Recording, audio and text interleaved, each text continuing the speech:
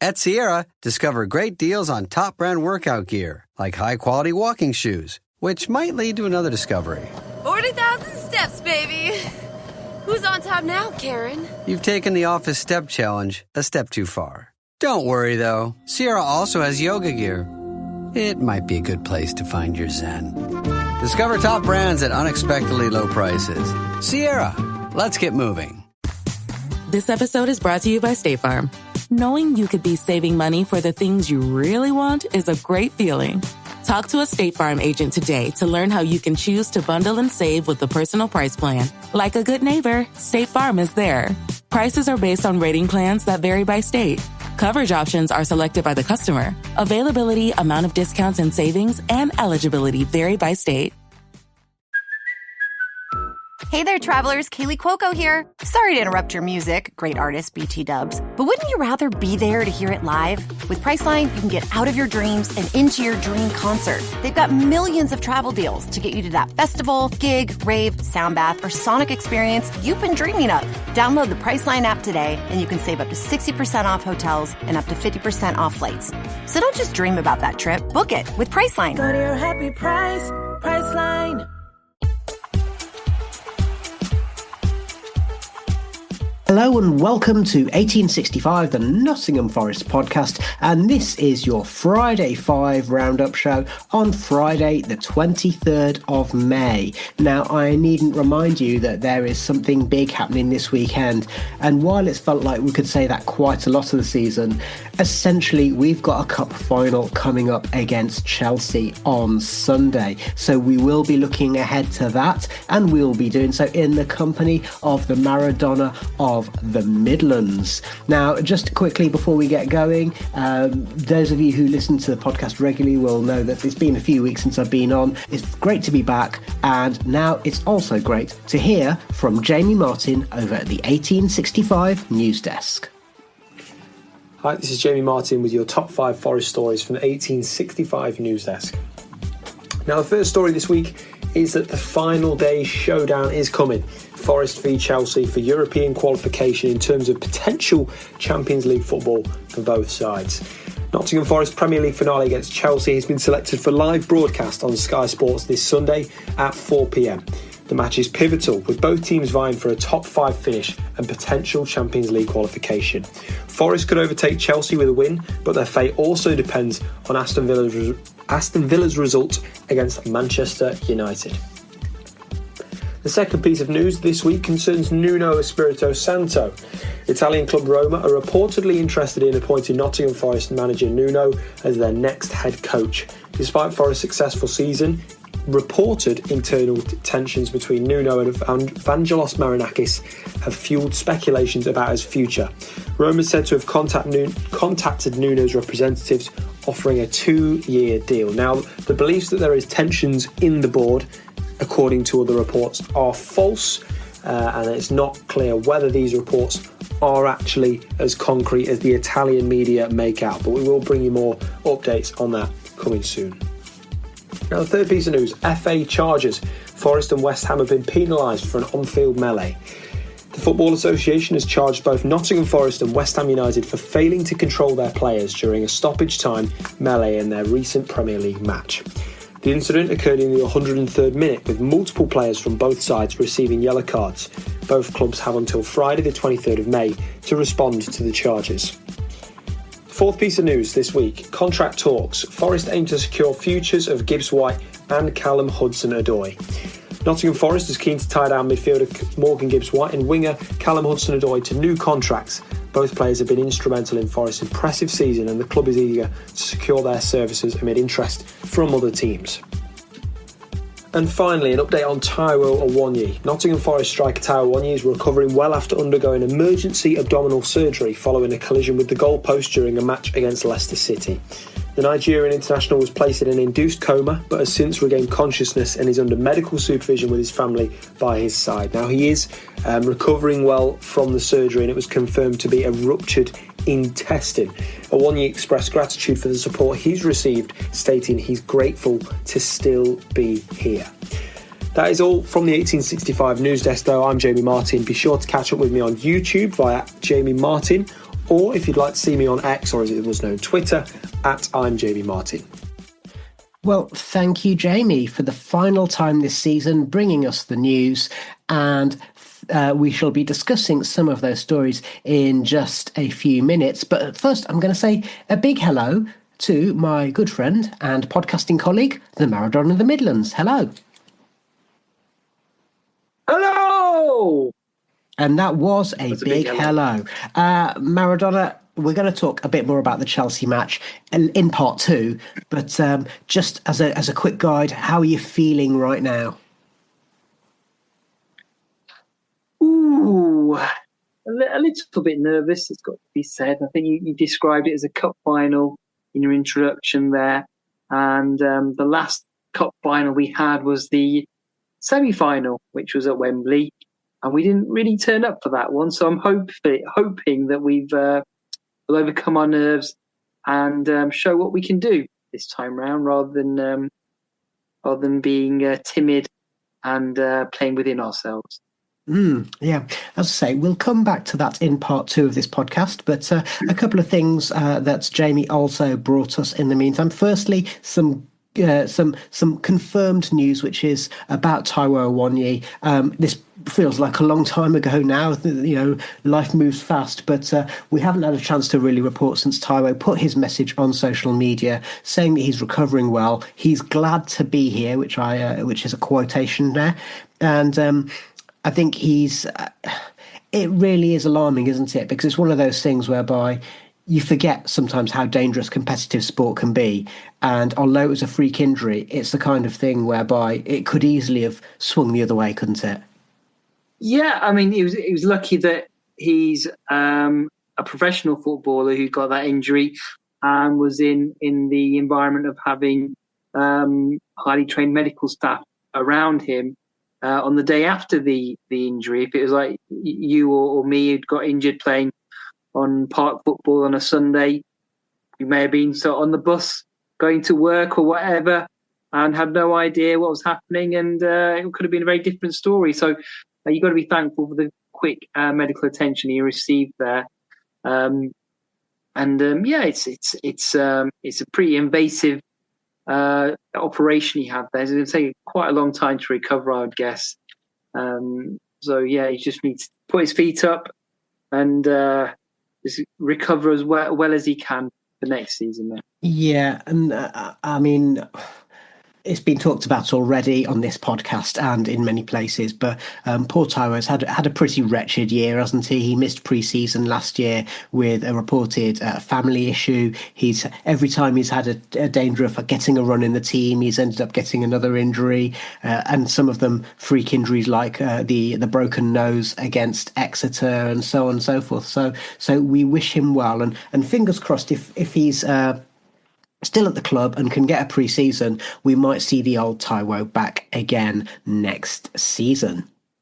Now, let's just talk a little bit about speculation, because there's two slices of speculation. One is about keeping people at the club in terms of Morgan Gibbs-White and Callum Hudson-Odoi. And number two is thinking about whether Nuno is going to be heading off elsewhere. And the Nuno thing is pretty much predicated on the idea that he's fallen out with the big guy, and that seems to be predicated on the idea that the big guy came onto the pitch and they had a little bit of a Barney, which, as I said on 5 Live, frankly, is a little bit overblown and a bit of a non-story. What do you think, Maradona? Any normal club, you would think, there's no way he's going to go anywhere. Well, this isn't a normal club, is it? So let's be honest. I can imagine if we don't make the Champions League, that Marinakis is going to be pretty peed off from after the position we were in. So I wouldn't put it past him to make that sort of emotional decision to say, look, Nuno, you blew it in those last 6 games, and having a big bust up, when they're having their end of season review, and that could be like quite an incendiary meeting. But I don't know. Hopefully he'll take a more long term perspective and see that where we've come from and where we were last season and the amazing job Nuno's done. But I'm not 100% confident that would be the case. By the way, just a quick word. We're recording this on Thursday night. Obviously, this is the 24 hours since Tottenham have recorded their Europa League victory with a goal from Brennan Johnson. I'm still not sure he touched it. And Jed Spence coming on as a sub as well. And I was just faintly amused about the fact that, having given lots of ire towards the Forest gaffer from his time at the Tottenham Hotspur Stadium, Spurs won the European trophy by playing pure Nuno ball, didn't they? They did. But, I mean, you can't take what Tottenham fans take seriously at all. I mean, at the beginning of this season, last season, they were saying, "Oh, we don't care where we finish as long as we're playing this brilliant attacking football."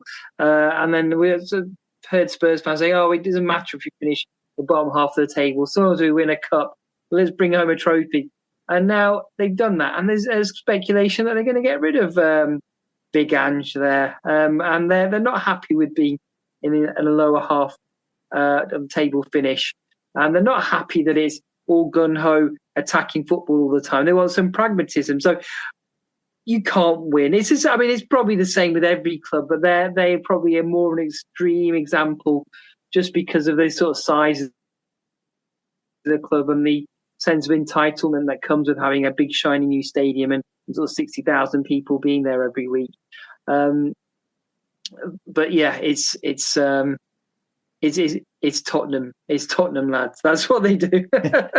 Well, who knew that football fans are fickle? Speaking of,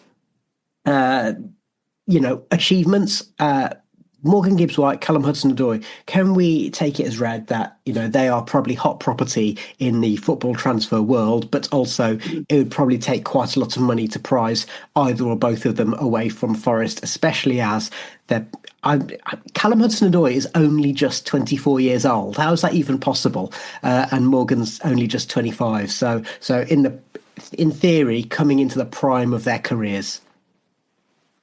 Yeah, I mean, ideally we'd like to keep them, but in the age of PSR and balancing the books and everything, if you were to get sort of £100 million offer for Morgan and maybe a 60 million pound offer for Callum Hudson-Odoi, that would represent big profits on the PSR thing. So the club may be forced into sort of selling them, even if they don't want to. Hopefully, if we do have to lose somebody, it's only one player this season. Maybe taking a leaf out of the Crystal Palace book, where last summer there was talk of Elise, Eza, and Gehi all sort of being touted for transfer, but they were saying no, we only need to sell one of them, and they're going to reinvest that money, and the others have to stay. And hopefully, we can take an equally strong position. Even if we do have to lose one of them, we can reuse that money and make the squad even stronger and improve afterwards, like we did after Brennan Johnson there. At the time, it felt like a really serious blow because he scored so many goals for us. And we to be fair, we did struggle after he left for that season. But we're now in a much stronger position. So hopefully they'll stay. But if one of them does have to move, hopefully we can improve the whole squad afterwards and be a better, stronger team. Well, I was just thinking, actually, another good analogy could be John Duran. Villa were apparently ready to get rid last summer. They kept him for 6 months. He scored loads of goals, and then they sold him for silly money to a Farmers League, as Tom would say. And they were able to reinvest that money into wages for Marco Asensio and Marcus Rashford.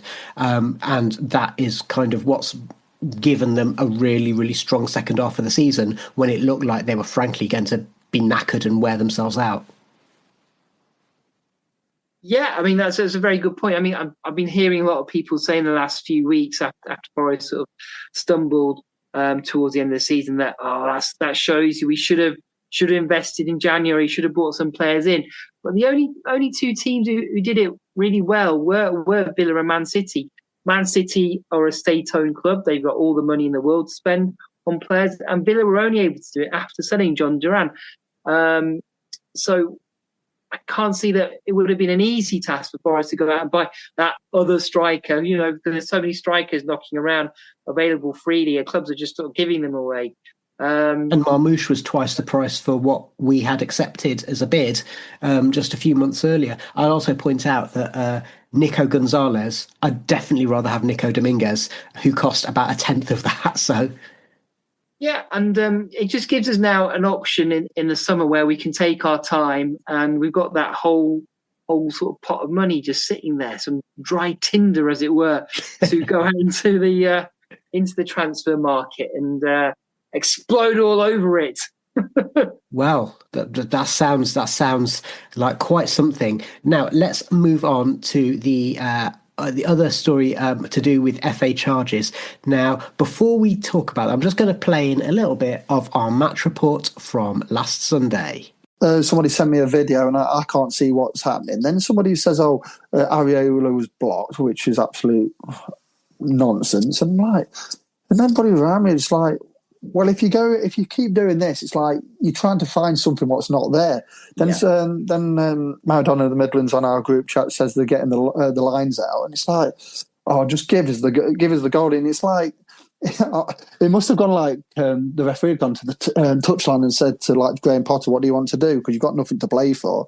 And it's like, I want to get home, just give them the goal kind of thing. It felt like that, and then they had some like long-winded explanation on the big screens at either end of the London stadium, but it just went on too long, and nobody wants that in football.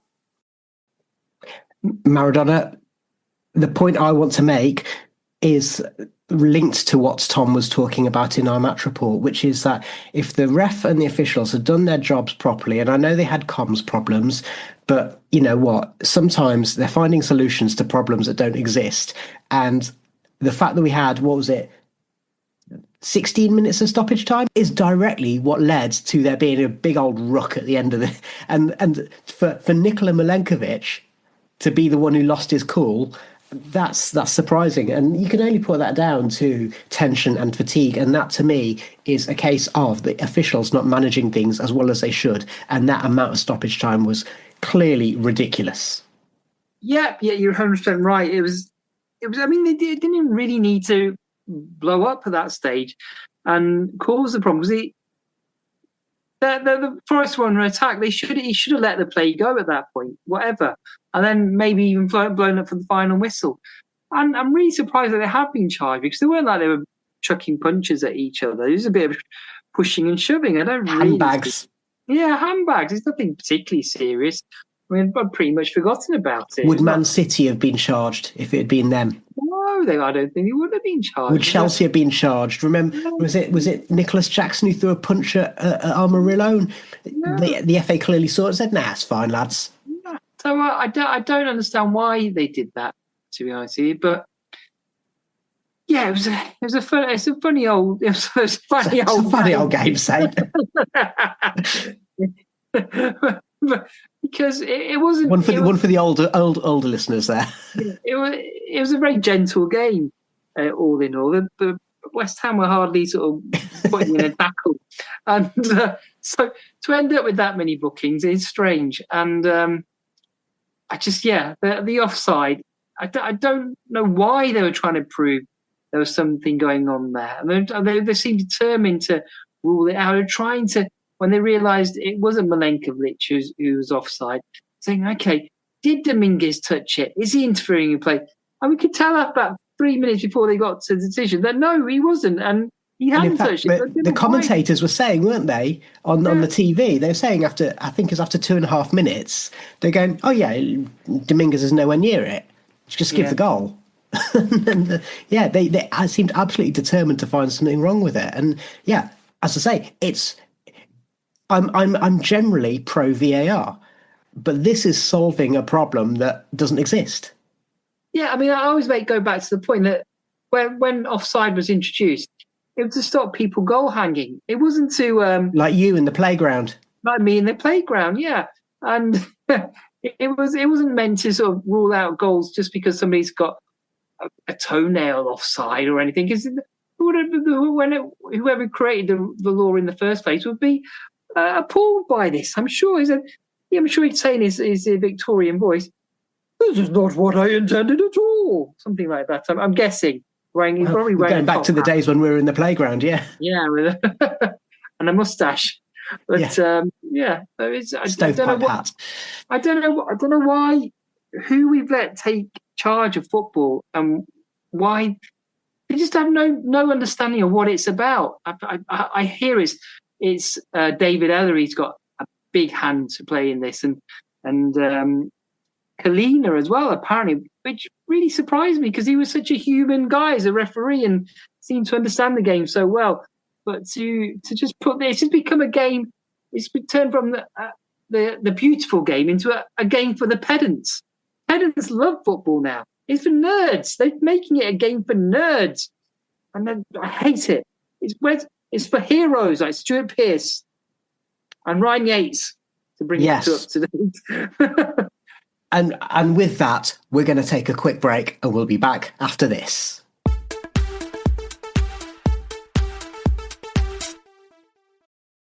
This episode is brought to you by Chevy Silverado.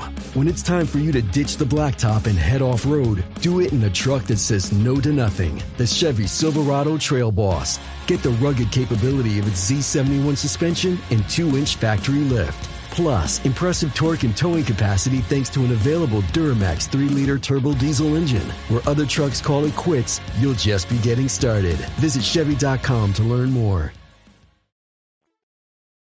You're listening to 1865, the Nottingham Forest podcast. Welcome back to 1865, the Nottingham Forest podcast, with me, Rich Ferraro, and him, Maradona at the Midlands. And we are now going to go on and have a little think about a certain match that's happening on Sunday. Now, Maradona, the maths are a little bit complicated, aren't they? And I have to say, as it's difficult really to know exactly what all the permutations are, but amongst them, we know that we need a win, and really we need Man United, who, let's not forget, are absolutely awful, to do us a favour against Aston Villa. Yeah, well, it's not that complicated. If we beat Chelsea, talk us through it then, please, Maradona. I mean, as far as I understand, if we beat Chelsea, we will get promoted to the Europa League from the conference because we'll finish above Chelsea. But we don't really want that. We want the Champions League, and for that to happen, one of two things has to happen: either Everton have to stop Newcastle from winning up at St James's Park, which seems tall order, you have to say, or you have to have Manchester United stopping Aston Villa winning. Which, having watched them play last night, I am not particularly confident of that happening either. So, realistically, do you reckon that having had the ignominy of playing in one of the worst European finals in many a year, that they will suddenly realise that they've got to save Ruben Amorim's job on Sunday and come out and say, "Right, lads, we're going to have to play for a bit of pride now"? No, because they're rubbish. It's not that. I kind of thought you might say that. They're not very good at football. They're unable to do that. So, the only sort of saving grace might be is if Bruno Fernandes scores a worldie, and then Villa are so consumed with nerves and tension and pressure that they capitulate somehow. But I can't see it. They've got some really strong physical players, and they're just going to completely outmuscle Man United. Actually, I was just thinking, I wonder if one of their strong physical players might end up getting a silly red card, a McGinn diving in with a 2-footer or something like that. And even with 10 men, they beat Man United at the moment. So realistically, I think we're just trying to beat Chelsea to get into the Europa League. Okay, so not expecting any favours from anywhere else.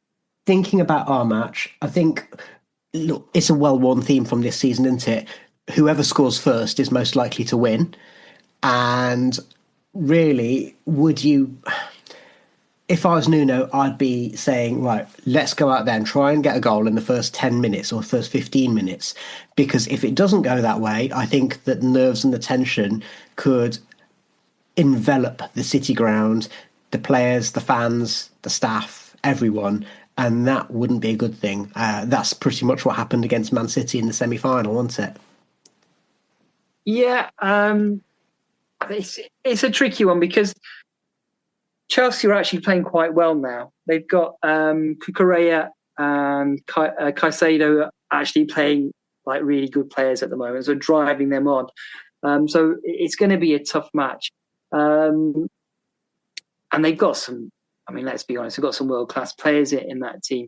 But they do have some weaknesses. The goalkeeper is an accident waiting to happen, you could say. So, yeah, I think you're absolutely right. A fast start, go at them, first 10 minutes, and just try and force an error from them, score a goal, and then do what we do so well, hang on to that lead. But it's going to be, yeah, I mean, the atmosphere is going to be jumping, and hopefully that will help them. Maybe they'll learn from the experience of Wembley, and sort of that these big games are going to be becoming more of a regular feature, and they can live up to it. I mean, earlier on in the season, we did it against Liverpool. For the majority of the match, we had a fast start and we were playing well. And we did it against Man City as well at home. Sort of similar sort of pressure atmosphere at the time. Everybody was saying, "Oh, City are going to win this and take over for us, and that'll be Forest done for the season." So they showed they had the determination to show that they're not also rans, and hopefully they can do that again on Sunday. Okay, I mean, using those matches as a case in point then, so against, or we could even, I mean, there's a whole host of matches we could pick from: Liverpool away, Man United at home, a few others as well. But let's use those two matches. So against Liverpool, we got the early goal, the noise was deafening, the atmosphere was rocking, and sure, the pressure put on by the team who would go on to be champions did tell in the end, and Forest were, I think, let's just say the last part of the game was a bit stressful in terms of trying not to lose it. But against Man City, we held out, and then Hudson-Odoi saw a chance and took it, and that's what we did away at Anfield as well.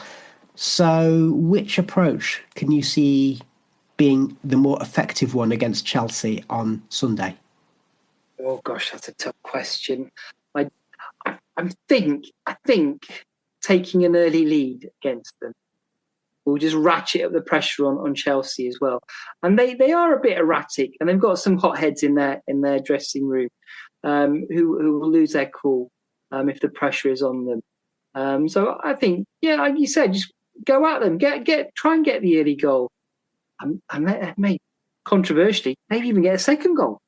Well, yeah, I mean, I was just thinking, if we can get an early goal, then it might make them, like you say, lose their heads a little bit. But also, if it is something like a Sanchez howler, he doesn't just make one mistake in a go, does he? He tends to have two or three up his sleeve. If it's one of their players going in for a silly challenge and getting sent off, or a player like a Caicedo getting 2 yellow cards or something like that, that would help us as well. And that's the other part of the equation, isn't it? It's not just Forest playing in this match, it is Chelsea. And although they have been in good form, you're never quite sure what you're going to get with them performance-wise, never mind results-wise, are you? No, yeah, I mean, the part of that's been because they've had so many players that they've chopped and changed throughout the season as well. But they seem to have struck on a formula now where they are playing quite with a bit of consistency. But it's our home, as they say. As Nottingham is ours, Forest is red, and all those sort of things that people come out with. And we can make it a ferocious atmosphere for them. And in the old days, we used to say, people from London, they don't like it up them, do they? They don't like it up them. So let's put it up them and see how they react. And so we need, I mean, it's not to put it on the fans, but for everyone going on to the match on Sunday, we need an atmosphere like we had against Liverpool at home earlier this season, like we had on that famous day against Arsenal when Taiwo scored that goal to keep us up and stop Arsenal winning the title. That first Premier League home game against West Ham, the playoff semi-final, which we actually lost on the night but won on penalties against Sheffield United. Those are amongst the best atmospheres I've ever heard at the City Ground, and even the class of Clough, the European Cup winning players are saying, I've never heard it so loud. So we need that, don't we? Yeah, 100%. And it has been ever since sort of Steve Cooper came into the club. The atmosphere just ratcheted up to anything beyond I'd ever heard, sort of growing up in sort of the last 30 years or what have you.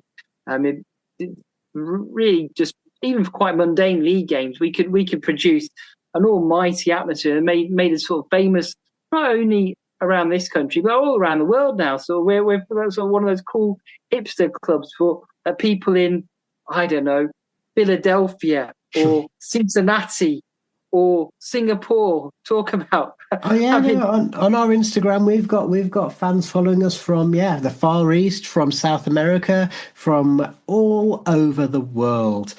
Just as a quickie, if Callum Hudson-Odoi is fit, would you go to the 4-2-3-1 with Hudson-Odoi and Langer on the wings, or would you maintain the diamond formation that proved to be pretty effective against West Ham? Oh, you're asking me a lot of tough questions today. I've not really I've got to get my money's worth out of you. Well, it did work very well against West Ham, but that was West Ham. I don't know. You'd be a brave man to change it, wouldn't you? And it's nice to have somebody on the bench who can come on and make a difference and change the game. So let's say we'll keep it as it was with the diamond formation. Yeah, Paul Hart's famous diamond formation. Absolutely. And I would also add in there that what I liked about the diamond formation is that I actually think that it really saw the best balance between Sungare, Dominguez and Anderson. They all looked very, very comfortable there, and Danny Murphy spent whole minutes going on about how Morgan Gibbs-White looked really comfortable as a number 10 behind two forwards. So there's a lot to be said for that. And there will be a lot more to be said on Sunday. Win, lose or draw, whatever the outcome, we will be reporting on the Chelsea match. This is our final Friday 5 of this season, so thank you very much for joining us for our weekly roundups throughout the season. And I also just want to mark something that kind of went almost unnoticed at the weekend. I only noticed it after the match report was recorded, but last Sunday was our 100th podcast of the season. So we are, as of today, 101 not out. And Maradona, how does it feel to have done over 100 podcasts in one season? It's been great fun this season. In the past years, I've used the podcast as a form of cheap therapy to talk out my frustration. Oh, don't I know it? Yeah. And but now it's quite fun to talk about the joyous times we've had. And let's hope that there are many more joyous times. Do get in touch with us. You can leave us a review, especially if you are listening on a fruit-based device. You can leave comments on Spotify. You can also get in touch with us via a variety of social media, and all the details are 1865. That's if you spell out the word 1865.football, where you can also find links to our podcast archives. In the meantime, thank you very much to Maradona Midlands. Thank you to Jamie for bringing us a whole season of news, and thank you, listener, for joining us. We'll be back on Sunday. Come on, you Reds.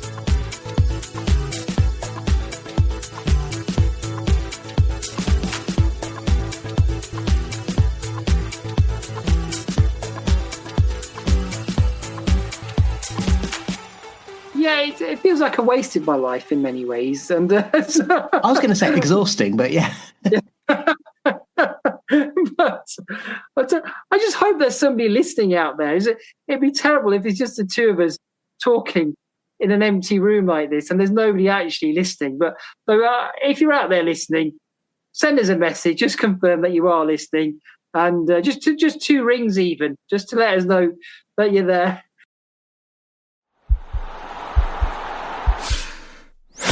This podcast is part of the Sports Social Podcast Network.